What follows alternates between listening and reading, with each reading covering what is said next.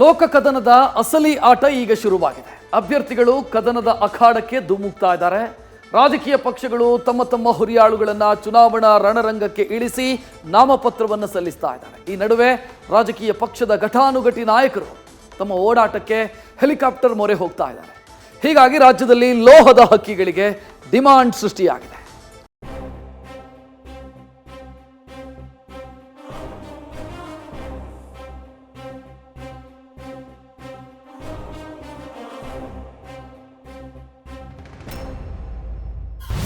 ಲೋಕ ಕದನಕ್ಕೆ ಕೆಲ ದಿನಗಳಷ್ಟೇ ಬಾಕಿ ಇದೆ. ಅಸಮಾಧಾನ, ಬಂಡಾಯ, ಆಪರೇಷನ್ ಕೌಂಟರ್ ಅಟ್ಯಾಕ್ ಚುನಾವಣಾ ಕಾವನ್ನ ಮತ್ತಷ್ಟು ಹೆಚ್ಚಿಸ್ತಾ ಇವೆ. ಈಗಾಗಲೇ ಮತಕ್ಷೇತ್ರದಲ್ಲಿ ಕ್ಯಾಂಡಿಡೇಟ್ಗಳ ಕ್ಯಾಂಪೇನ್ ಕೂಡ ಜೋರಾಗಿದೆ. ಇನ್ನೇನು ನಾಯಕರ ಶಕ್ತಿ ಪ್ರದರ್ಶನ, ಮೆಗಾ ರ್ಯಾಲಿಗಳ ಅಬ್ಬರ ಕೂಡ ಶುರುವಾಗುತ್ತೆ. ಇದರ ನಡುವೆ ರಾಜ್ಯದಲ್ಲಿ ಹೆಲಿಕಾಪ್ಟರ್ಗಳಿಗೆ ಡಿಮ್ಯಾಂಡ್ ಜೋರಾಗಿದೆ.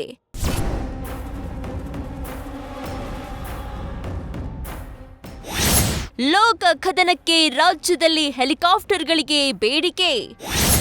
ಚುನಾವಣಾ ಪ್ರಚಾರಕ್ಕೆ ತೆರಳಲು ಹೆಲಿಕಾಪ್ಟರ್ಗಳ ಬಳಕೆ.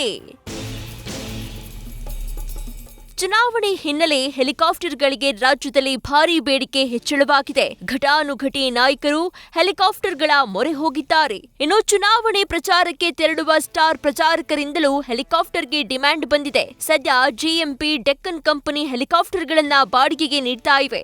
ರಾಜ್ಯದಲ್ಲಿ ಸುಮಾರು 150 ಹೆಲಿಕಾಪ್ಟರ್ಗಳು ಹಾಗೂ ಮಿನಿ ವಿಮಾನ ಈಗಾಗಲೇ ಬುಕಿಂಗ್ ಆಗಿದೆ. ಅಲ್ಲದೆ ಬೇಡಿಕೆ ಹಿನ್ನೆಲೆ ಹೆಲಿಕಾಪ್ಟರ್ಗಳ ದರದಲ್ಲೂ 20% ರಿಂದ 30% ಹೆಚ್ಚಳವಾಗಿದೆ. 2 ಆಸನದ ಮಿನಿ ಹೆಲಿಕಾಪ್ಟರ್ 1 ಗಂಟೆಗೆ 2,50,000 ರೂಪಾಯಿ ಇದೆ. 4 ಆಸನದ ಹೆಲಿಕಾಪ್ಟರ್ ಗಂಟೆಗೆ 3 ಲಕ್ಷ ರೂಪಾಯಿ ಇದೆ. ಇನ್ನು 6 ಆಸನದ ಮಿನಿ ವಿಮಾನ ಗಂಟೆಗೆ 3,20,000 ರೂಪಾಯಿ ಇದೆ. 8 ಆಸನದ ಮಿನಿ ವಿಮಾನ ಗಂಟೆಗೆ 4 ಲಕ್ಷ ನಿಗದಿಯಾಗಿದೆ. ಇನ್ನು 13 ಆಸನದ ಮಿನಿ ವಿಮಾನ ಗಂಟೆಗೆ ಜಿಎಸ್ಟಿ ಸೇರಿ 4.5 ಲಕ್ಷ ರೂಪಾಯಿ ನಿಗದಿಪಡಿಸಲಾಗಿದೆ.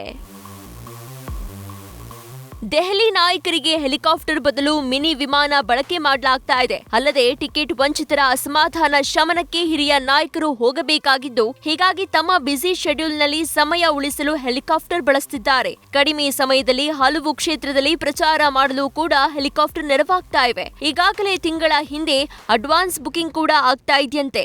ಅಲ್ಲದೆ ಹೆಚ್ಚಿನ ಬೇಡಿಕೆ ಹಿನ್ನೆಲೆ ಹೊರ ರಾಜ್ಯದಿಂದಲೂ ಹೆಲಿಕಾಪ್ಟರ್ ತರಿಸಲಾಗ್ತಾ ಇದೆಯಂತೆ. MP ಇಲೆಕ್ಷನ್ಗೋಸ್ಕರ ತುಂಬ ಮುಂಚಿತವಾಗಿಯೇ ಬುಕ್ ಆಗಿರುತ್ತೆ.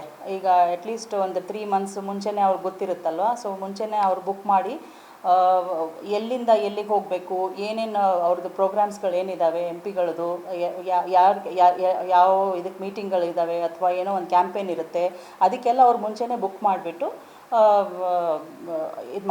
ಅಡ್ವಾನ್ಸ್ ಎಲ್ಲ ಕೊಟ್ಟು ಎಲ್ಲ ಇದು ಮಾಡಿಬಿಟ್ಟು ನಮಗೆ ಕೊಟ್ಬಿಟ್ಟಿರ್ತಾರೆ. ಸೊ ವಿ ನೋ ಯಾವ ಡೇಟ್ಗೆ ಎಲ್ಲಿಂದ ಎಲ್ಲಿಗೆ ಹೋಗಬೇಕು ಅಂತ.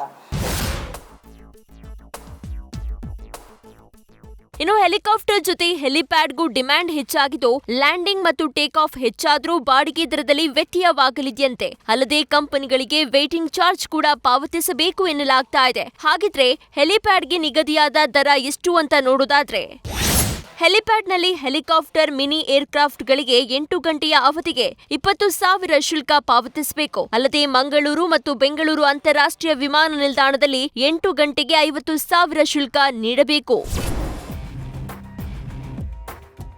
ಇನ್ನು ಹೆಲಿಪ್ಯಾಡ್ನಿಂದ ನಿಗದಿತ ಸ್ಥಳಕ್ಕೆ ಪ್ರಯಾಣಿಸಲು ಐಷಾರಾಮಿ ಕಾರುಗಳ ವ್ಯವಸ್ಥೆಯನ್ನ ಮಾಡಲಾಗಿದೆ. ಅಂದಹಾಗೆ ಈಗಾಗಲೇ ನಾಮಿನೇಷನ್ ಸಲ್ಲಿಕೆಯಲ್ಲಿ ಅಭ್ಯರ್ಥಿಗಳು ಬ್ಯುಸಿಯಾಗಿದ್ದು, ನಂತರ ಪ್ರಚಾರದ ಭರಾಟೆ ಕೂಡ ಶುರುವಾಗಲಿದೆ.